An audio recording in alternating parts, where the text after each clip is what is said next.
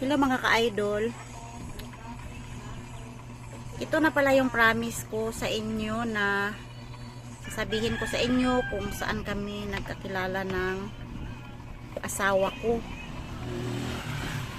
Ito yung sinasabi ko sa inyo mga ka-idol na mayroon akong part 2.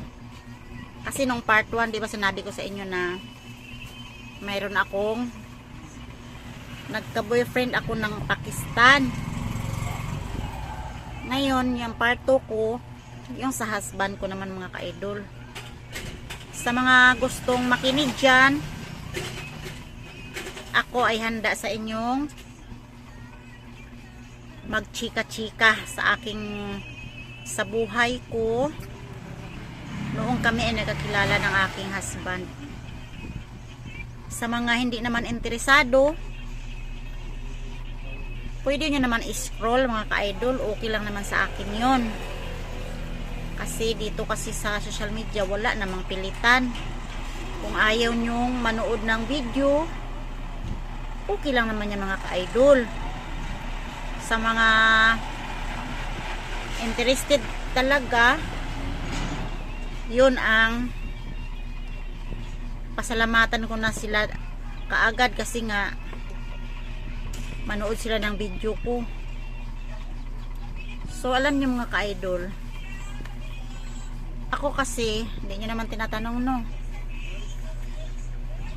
nagtatrabaho kasi ako sa Maynila noon kasi nga sa hirap nga ng buhay, kaya ako ay hindi pa ako maabot ng 20 years old, nagtatrabaho na ako.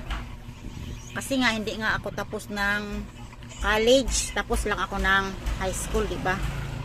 So doon ako sa Manila na kipagsapalaran mga ka-idol. Marami rin akong pinasukan na trabaho doon. Pumasok na rin ang factory workers, pumasok din ako ng sales lady.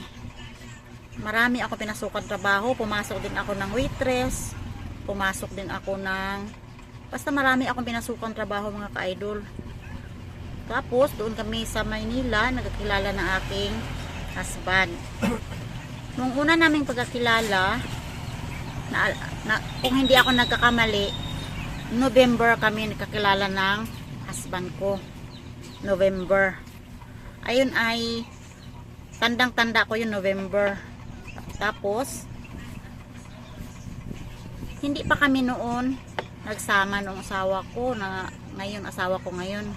Bali nung nagkakilala kami, umuwi pa muna ako ng Negros Occidental. Kasi taga Negros nga ako mga ka-idol no. Tapos syempre habang nandoon ako sa Negros, nagsusulatan muna kami noon. Kasi uso pa kasi noon ang sulat mga ka-idol, kasi hindi pa uso ang cellphone. Hindi pa uso ang cellphone noon.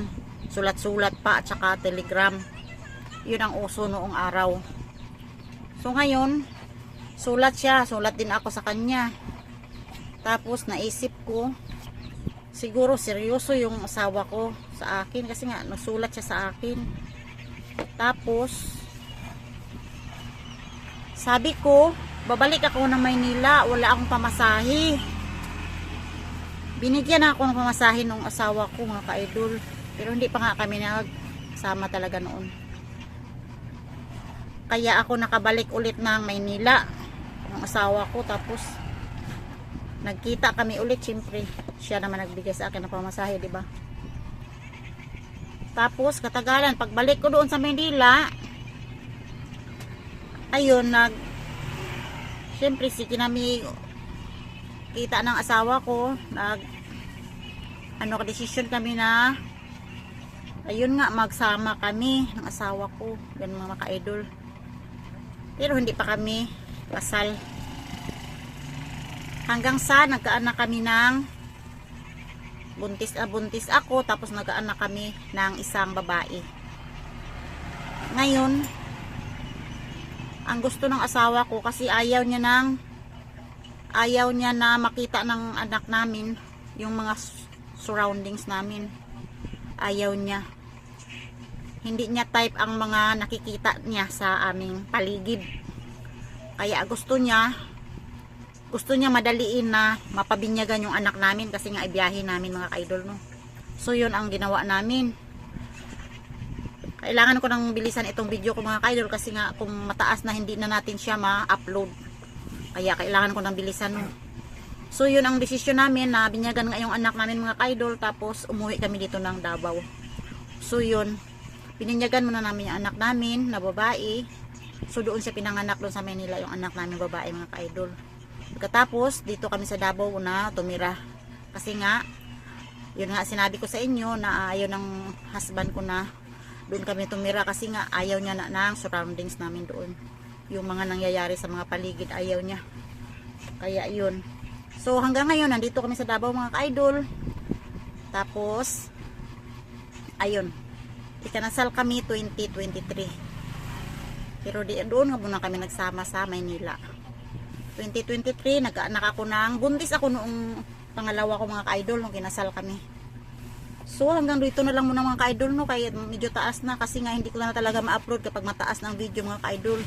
Kapag ang video ko, itong cellphone ko na to kasi hindi naman siya mamahalin na cellphone, pag umabot siya ng 8 minutes hindi ko na siya ma-upload. Kaya thank you for watching mga ka-idol. God bless us all. Kita-kita tayo sa sunod na video. Bye!